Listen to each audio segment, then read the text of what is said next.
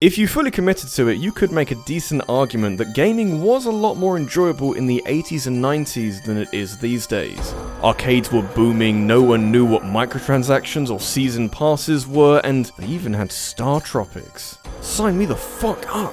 It was also a period of rapid change where technological advancements got in bed with the fierce competition that existed between the biggest names in the industry to produce a ton of interesting and experimental video games. You could very easily argue that we've regressed a little in the 21st century and settled down with a handful of super popular genres, since that's how you make the most money. You could make that argument, you could do that. But I'd argue that boss fights have never been better. Boss fights are as old as time immemorial, and they extend back as far as the earliest video games, but it took them a while to get really good, and they kinda need to be, because they act as the pinnacle of challenge that part of, if not all of the game has been leading up to. I need to see some goddamn fireworks. Those of you who've been following this channel for way longer than is healthy might be able to remember that I've tackled topics like this in the past, and specifically, I talked about this exact subject as far back as 2011, but as I've since found out, an awful lot has happened in 7 years. I don't think there's been any particular drive to improve the quality of boss fights in that time, but I've played so many games since then that have gone ham with the boss battles. This is why you need to do regular check-ins, because if you spend long enough away, things very easily get out of hand. But now I need to clean up the mess.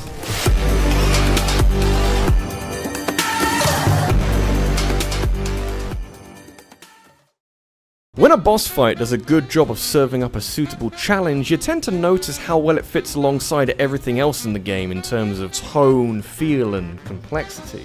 Though that then brings up the debate of whether or not a boss fight of either extreme of difficulty can demonstrate enough quality for a really hard or easy boss to be someone's favourite. And yeah, absolutely, but it has to suit the game that it comes from. So you put that stupid flower from Cuphead in a Yoshi game and it's jarring and weird and I'd likely hate it. Except Cuphead is actually really hard, so it's fine. To be fair, a good 90% of why I like Cagney Carnation is the music that bounces away in the background and frequently acts as a very solid, earthy foundation for you to slowly lose your mind as you die millimeters from the finish line. But hey, it's fine, because Cagney is a fun boss fight that doesn't pull some of the shit that later fights try to get away with, and throws an awful lot of stuff at you to test your ability to keep an eye on multiple attacks that are doing completely different things. It's hard to say if he's objectively the best fight from Cuphead, but he's definitely the encounter that I had the most fun working through, and I guess suffering through as well. Maybe that's it then. I like the fucking flower so much because I didn't lose my rag as much as the dragon or the bee.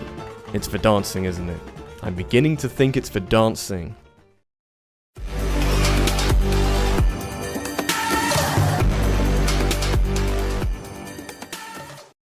The most important boss fights have always been the first and the last fights, for broadly similar reasons. They set tones that you'll be carrying with you for some time, and they give you lasting impressions of what you've just played or are about to play. I would say though that the first boss fights are way more difficult and more important because you're starting from nothing. Besides, once you get to the end of a game and the credits are rolling down the screen, who gives a shit about anything? If the final boss is a bit of a letdown, the experience might stick with you for a little while after, but you'll get over it eventually. The first boss though is so incredibly important since it's very often the moment where you decide if you want to carry on with this clearly incredible video game or put it back on the shelf. I'm sure some people were concerned when they were booting up the third God of War game that it might not have the ambition or focus to deliver on all of the promise, but that didn't last long. So, you're gonna put me up against Poseidon with all his oceans and angry horses in this multi-stage tussle that takes place in a bunch of different locations, and hey, where did this boner come from? God of War was never a stranger to spectacle and putting something in front of you that a concept artist had some passionate wet dreams about, which is a pattern that has been continued from the start of the other games, but nothing like this. It's a long old fight, courtesy of the numerous areas that Kratos is flung to, and you sometimes get the sense that most of this is blended together. But the devs over at Santa Monica knew this. That might be why the finisher for this fight, once Poseidon is robbed of his water horses and reduced to the body of a mere mortal, is just something that makes me flinch every time without fail. Can't say we ever hit these heights again in God of War 3, but fuck if this fight didn't get me on board right away. And it kinda confirms the stake of this game, because killing Poseidon also floods most of Greece and drowns thousands of people. Oh. Whoops, I guess.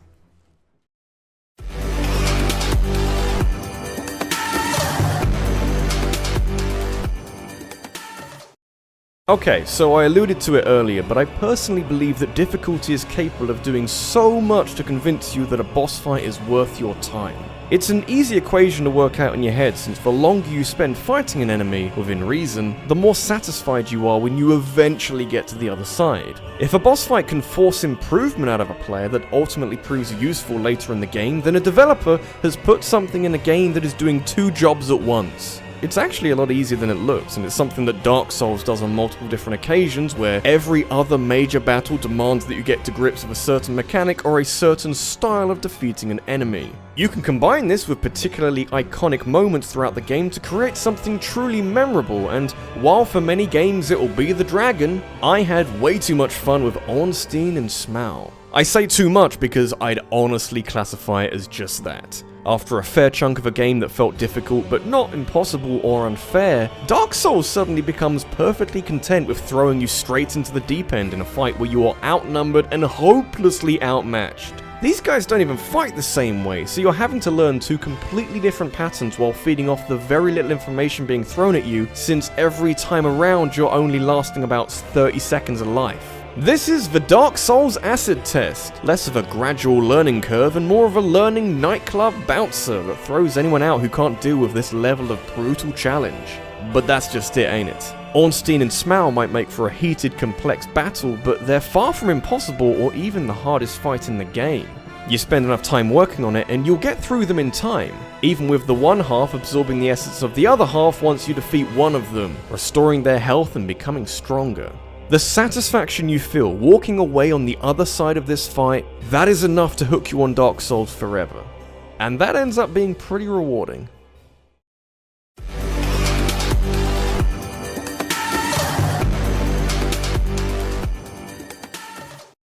There are a lot of reasons why a hypothetical human being who definitely isn't me might dislike The Legend of Zelda Skyward Sword. Even away from the inconsistent motion controls that invade every small facet of this game, you've got linear level design, a story that doesn't know when to end, an annoying forced stealth section, a pointlessly empty overworld, and a whole load of other ideas that were never fleshed out as much as they deserved. But hey, that's just a hypothesis talking. No one thinks that way, right?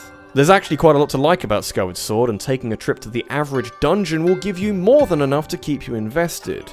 I would have liked it if more of the game was like this, but I'll take what I can get. The motion controls in Skyward Sword were mostly functional, but also unnecessary when applied to standard combat. I don't want to be spending 5 minutes fighting a bokoblin, I just want to get on with my life. But with puzzles, they were brilliant because they allowed the game to introduce way far-fetched mechanics that have never really been seen in a Zelda game before.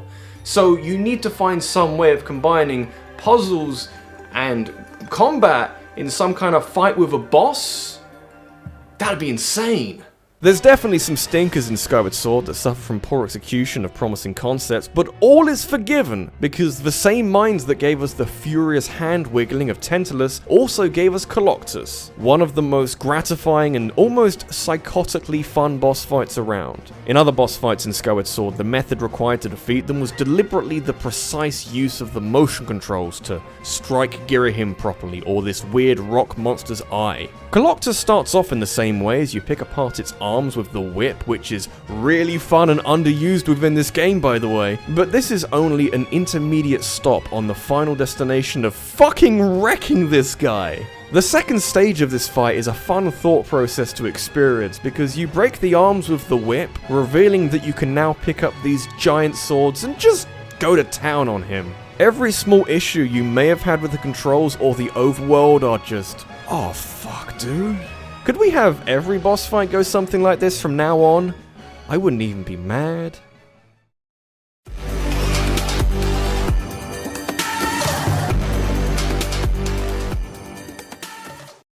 It shouldn't surprise anyone that indie games are a fucking riot when it comes to boss fights. You should expect that from a form of gaming that is constantly pushing on to new frontiers, and that the more unique styles of controlling a character often offer up fascinating methods of defeating bad guys. A Hat in Time doesn't uproot many trees with the way it goes about giving the player a helpful injection of 3D platforming nostalgia, but something that this quirky indie game has that others like Yooka-Laylee and even Super Mario Odyssey to an extent lack is charm. On second thought, maybe not Odyssey, there's a lot going on in that game, but A Hat in Time embraces this super early on and then kinda just rolls with it for the duration of the game.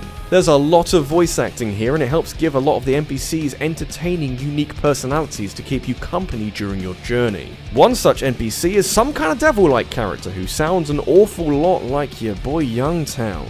You can't have my soul, but you sure as shit can have my sub. It was always inevitable that you'd be squaring off against Snatcher at some point in A Hat in Time despite his playful demeanor, because he technically still owns you. But what I wasn't as prepared for was the fight with him being the obvious standout in a game that hit its stride with the other boss fights. It is a seriously impressive fight where Snatcher launches a bunch of supremely flashy attacks at you, requiring some well-timed dodges to survive long enough to use his own attack against him to make him vulnerable to attacks. Did you just color me blue with my own attack? Yeah, I guess I did that. Nifty.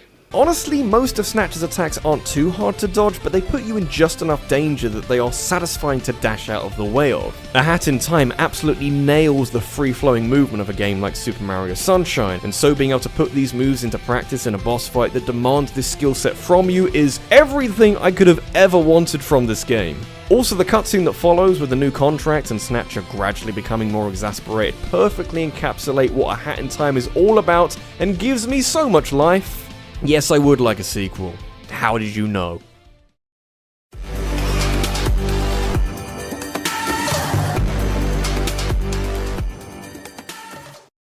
Enemy AI is dumb. No, it really is, because the average boss or enemy isn't really designed to do much more to a player other than, act as a puzzle that needs to be solved or occasionally memorized. You want a challenge, but one that you can do, not one that's going to exert you in a really unpleasant way. You probably don't want enemies thinking for themselves either, because that would be awesome. If you would ask me what were my abiding memories of Batman Arkham City, I'd point to the large overworld, to which a subset of that would be all of those asinine Riddler trophies, the way in which the game ends, and also one of the most eye-catching boss fights of the last console generation. Previous bosses in this video, and future ones as well, put the effort in to wow the player with spectacle or flashing lights. But Mr. Freeze from Batman Arkham City makes headlines by doing some actual innovation. In a what? How do you spell that? Is it one N or two? Other boss fights in Arkham City and the wider world of gaming force you through the standard 3 rounds of damaging the bad guy enough that they'll surrender or have their head explode or whatever, but Mr. Freeze is a smart science man despite what Schwarzenegger will tell you. That's why when you meet him in Arkham City and he won't play nicely, the fight that follows is very far removed from the rinse and repeat industry standard.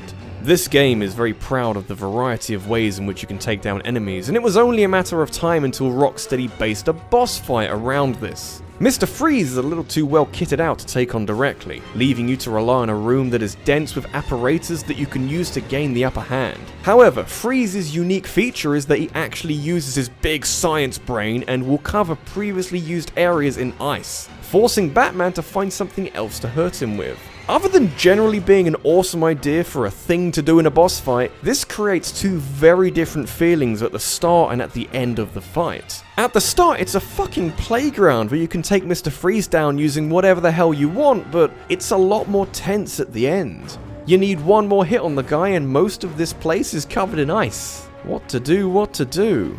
Something amazing, I hope.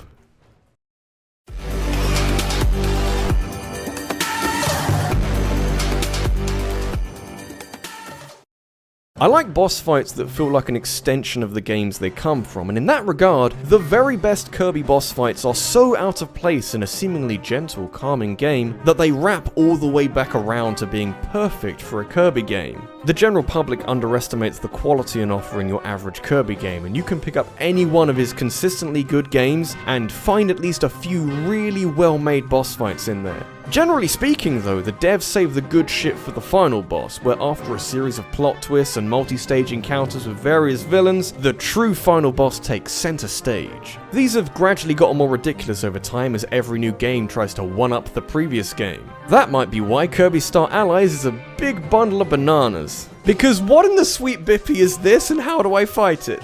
I don't know if you've been paying attention, but Kirby has only been getting darker and creepy with every new game. In 2018 Star Allies, numerous bad guys sacrificed themselves to summon this giant demon gorilla, I suppose, that you first weaken with charged shots before entering his bongo-esque neck to destroy his organs. Jesus Christ, Kirby has gone off the rails. I'm not sure there's any turning back from here. The shifts in perspective are what get me the most with Void Termina. On the outside, when you're trying to shoot the now flying evil gorilla creature, you've got a ton of space to work with. But on the inside, you're back to 2 dimensions and oh no. That sure looks like a character from a video game that I know of, and now I'm very uncomfortable with these connotations. Whatever you're trying to say, I think I agree.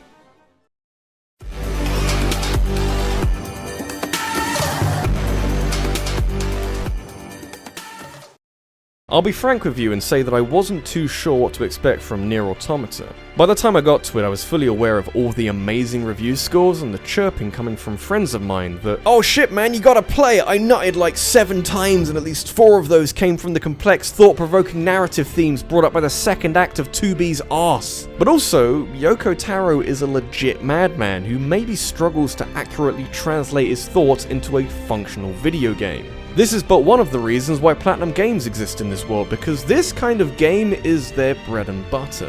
They'll sort out the function, leaving Taro and his men to drizzle everything in style. It took me until the amusement park to realize that I was in safe hands, but I never needed to look back after that. This opera boss fight, apparently called Beauvoir, says the relevant wiki, is genuinely spine-tingling. This whole level is unnerving and oddly childlike, but then you crash through the glass ceiling and face up against this giant opera robot as the music kicks in, and then the glowy balls start dropping, and then lasers, and could Yoko Taro direct my life? Do you reckon that's possible? I'd like for him to try. I guess I was a little worried before this fight, because Nier Automata clearly had a lot of ambition, but not really as much execution to match. But this right here is some tasty gravy. Even better, the first time around in 2B's campaign, it's this flashy cinematic boss fight that satisfies every tiny part of your soul, but then when you get to 9S's story, everything changes. Hacking Beauvoir lets you see her desperate backstory where she resorts to robo-cannibalism in an attempt to be seen as beautiful in the eyes of another robot. I didn't think this fight was going to make me have a mild existential crisis and ponder what true beauty is. Hey, hasn't 2B got a great butt?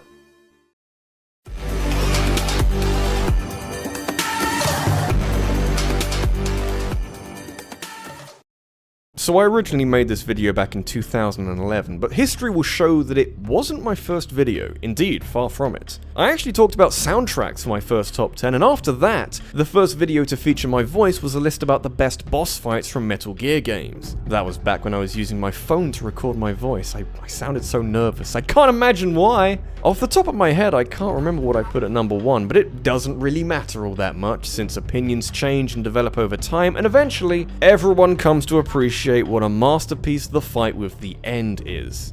In theory, it's a bit of a hard sell. Do you want to track down an incredibly old camouflaged dude in this dense Russian jungle while he takes pot shots at you from the bushes with his sniper rifle? Probably not, because every other fight has been a little more hands-on and less focused on stealth, but with the end, you learn more in one encounter with a 100-year-old sniper than you do with the rest of the game. The rest of Metal Gear Solid 3 puts Snake as the hunter, the man with the advantage, and you press that home by frankly embarrassing standard enemies.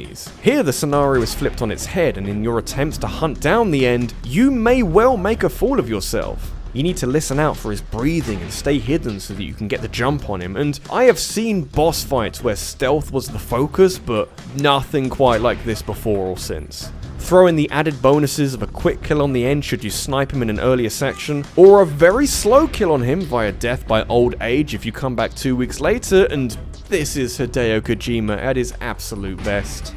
Death Stranding has an awful lot of work to do.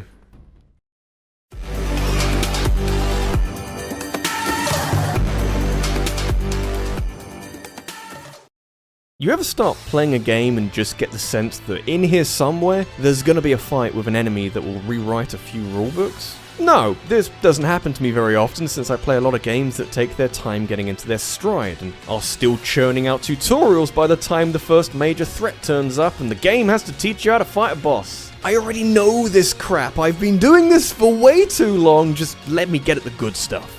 When you're playing the sequel to a game that was as impressive as Bayonetta, you either need a lot of patience to be able to wait out the slow introduction, or things could just be exciting from the start. Bayonetta 2 takes a little bit longer to get there, but patience is indeed a virtue, and you are rewarded in kind.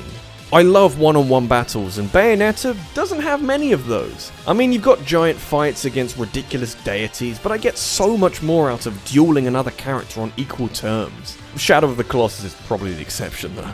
Bayonetta 2 keeps its powder dry until chapter 5, where this Master Lumen Sage, who has been stalking you since the start, finally decides to throw down with Bayonetta. And what follows is 10 minutes of the best goddamn boss fight you could ever ask for. It builds itself like a fantasy. You know how cutscene fighting is often better than the real thing? Well, here it's the opposite. Bayonetta has a ridiculous array of moves, and so does the Lumen Sage, which when thrown together creates this absurd ballet of special attacks and perfect dodging. On higher difficulties, where the Lumen Sage becomes way more aggressive and relentless, it is ungodly satisfying to pull off Witch Time and counterattack him. It's just the best showcase of this kind of combat I've ever seen, and it only gets better when both characters summon their respective monsters, who then do battle in the background. You then start flying, which adds more dimensions onto this buffet of a boss fight, and it finishes with a boxing match between the two monsters. I mean, what do you want me to say? Why are you even still watching this video? This is RabbidLuigi, and the sign of a good boss fight is one that you'll tell people about afterwards.